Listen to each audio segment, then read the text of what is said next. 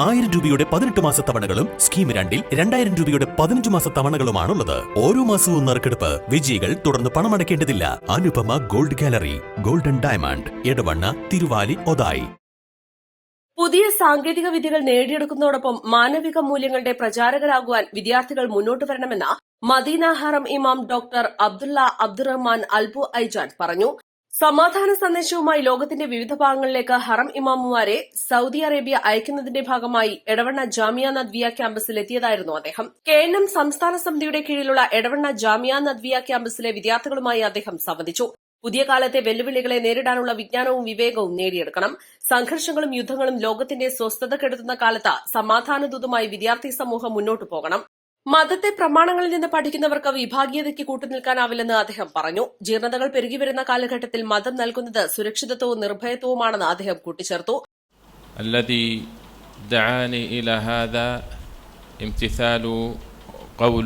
امتثال قول نبينا عليه الصلاة والسلام مثل المؤمنين في توادهم وتراحمهم وتعاطفهم مثل الجسد الواحد إذا اشتكى منه عضو تداعى له سائر الجسد بالسهر والحمى.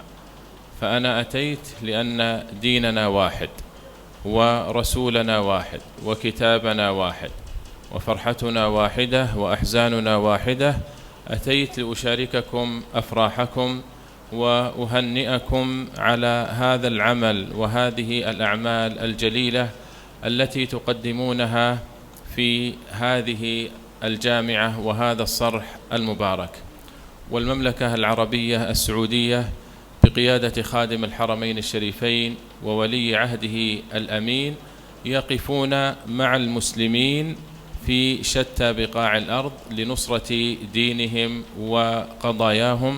فأسأل الله عز وجل أن يجزي خادم الحرمين الشريفين وولي عهده الأمين خير الجزاء وأوفاه. طلبة العلم النجباء، أنتم في هذه الجامعة المباركة تطلبون العلم الشرعي.